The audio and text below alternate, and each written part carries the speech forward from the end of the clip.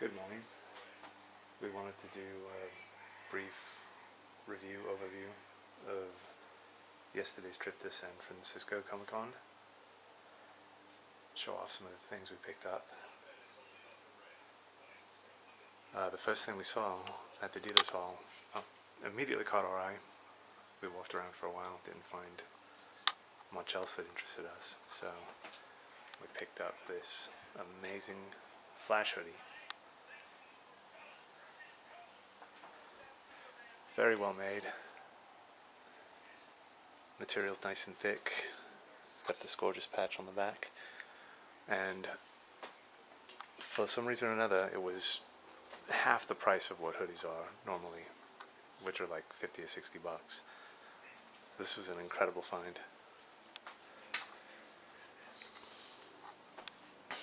I ended up picking up quite a few things for other people that I hope will be our friends someday. This mystery box, Steven Universe mystery box, is one of them. They had, I can't remember the name of the company, but they also had Doctor Who ones, Nintendo ones, well, video game ones anyway. Horror themed ones. The box was amazing because it looked like the Lament configuration from Hellraiser. And I know I'm missing one or two. So I haven't opened this yet. I've got an idea of what's in it. We passed by some friendly people holding this box and I asked them about it. And they were kind enough to open it up in front of us. I know these are kind of supposed to be thrown together randomly, I guess. I'm not sure, but we'll check it out.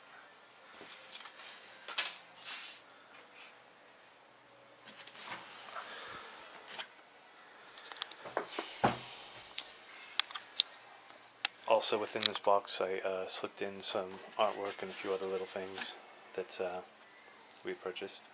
So you're probably going to see that stuff mixed in there. I'll be sure to separate it. But I haven't completely opened this box yet.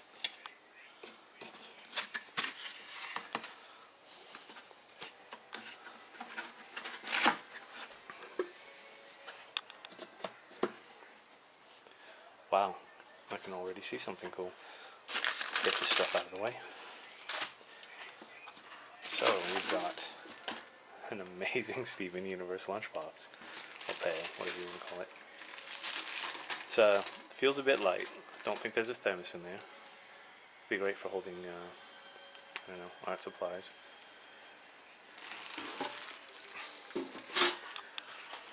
We've got a Steven Universe coffee mug, two-tone coffee mug. Nice.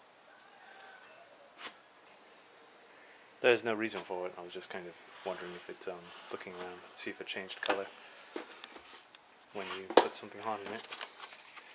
Got an Imant Funky Chunky magnet. This is really cool. It's very thick. Look at that.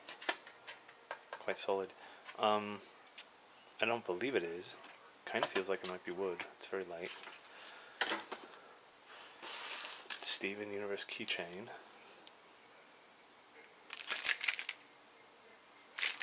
Awesome. Extra plastic. Right, I'm not going to open this up because I'd be ruining the surprise for who this is for. But this is a Steven Universe blanket. Very similar to the, the blanket throws, printed blanket throws you find at FYE or gift shops, whatever. So nice. I like this mystery box. It was pretty cool. May have to get one for myself someday.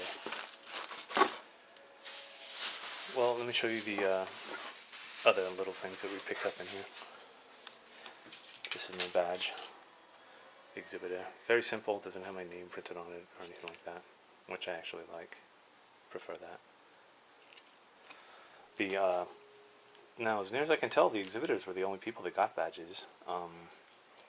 They were looking for wristbands on people when you walk in, for the public, I guess, or whatever. So here's a quick review of San Francisco Comic Con, I was greatly impressed with the independent artistry I saw represented there. They've kept it tight. I don't want to call it small, but comic books, as it should be, were more heavily represented there than anything else. You had a few makers and costumers there, a couple people selling toys, and a few retro gaming people. But in general, comic books outshined everything else, and I'm very pleased by that. And there was so much amazing art there. I prefer the dark art, very subtle black and white kind of things. There were a few people there that had like the very realistic portraits of characters from television shows, comic books, things like that. I kind of prefer when they put their own little spin on it, or do a mashup or whatever. But let's take a look at some of the other things we picked up.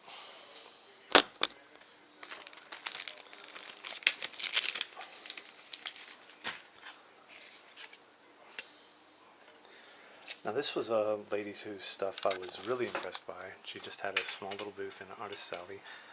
I'm not sure if this is her professional name or I don't know, stage name. But she did some really impressive stuff.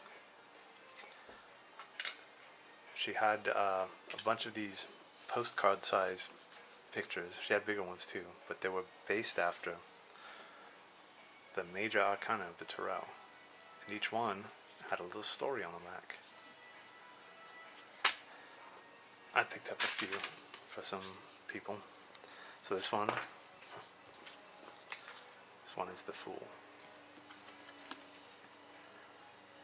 The Fool, the Little Mermaid, Denmark. The Fool is about being on the pinnacle of something, about to dive out to the subconscious and into the physical world. This is a story of a mermaid who wanders about, being less an animal of the water and more a human of the land. Kind of a duality, I guess. Cool. This is the Hierophant. When I saw this, I was thinking of that Disney princess, but it turns out it's not. It is the White Buffalo Woman from the Lakota legend. The Hierophant is about community. It's about following the rituals of the group and continuing on the well-trodden path. White Buffalo Woman came to the Lakota and taught the rules, rites, and rituals they follow in their community.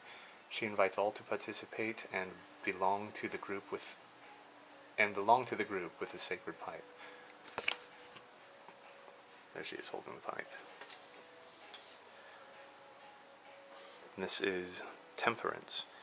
And as you've already noticed, each of the major arcana represent different deities from different parts of the world, which I also found intriguing.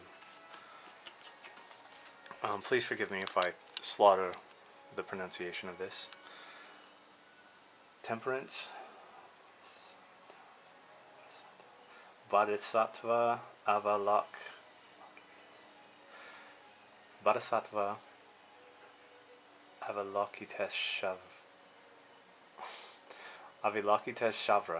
from India. Temperance is about balance and meditation. It's about being mutable, recognizing when to change with the times and when to change with the situation itself.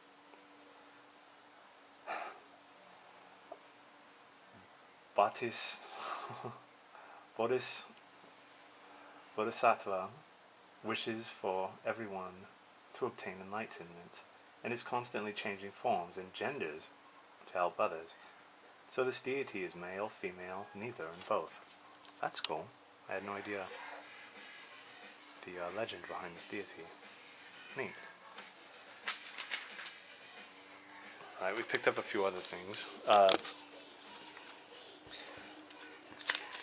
We also noticed a lot of kitschy type print art that looked like it might have been inspired by old cartoon ads from the 50s, things like that. And I really enjoy that kind of artwork. Let's see here. Like Shag. There we go. There's a good example. So I picked up this laminate pin here. Really like the look of it. Looks like something you'd see maybe in the opening graphics of a television show from the 50s or 60s. There was one table there, one of the few tables that actually had a game called, this one was called Unstable Unicorns. They said it was a successful Kickstarter and had a few, they had the base set and a few expansions. But sadly the person working there was, I guess, kind of a volunteer, so he didn't know enough of the game to really communicate how it's played and what's done with it, which is rather sad if you want to sell it. So we're hoping to look up some tutorials about it online, or reviews or something. Now here's some of the artwork I was talking about that I really liked. Who's this? Kenny Shafi, animator. Nice.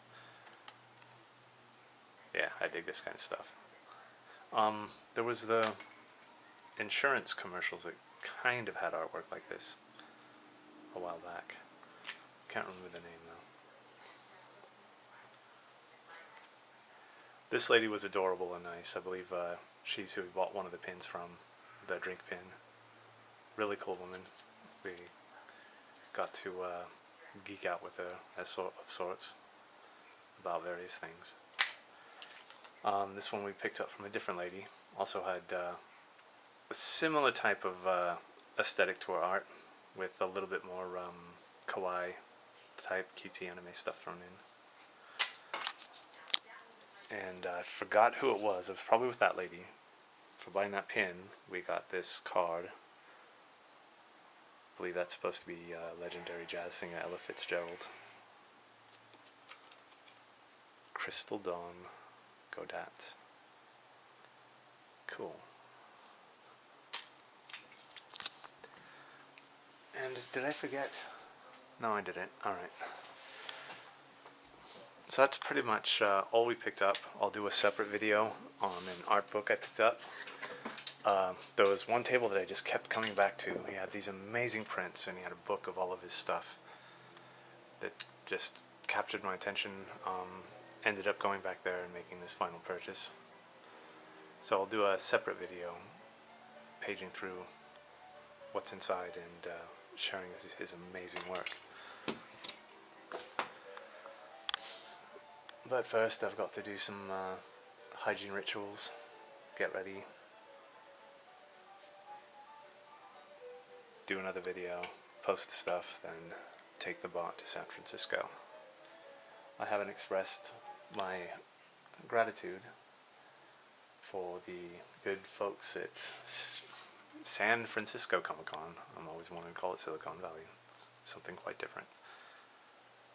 But they were kind enough to let me enter, take some pictures, talk to some people, interview some people. I'm entirely grateful for that. But for now, we're going to shut down and get ready to go again. Thank you.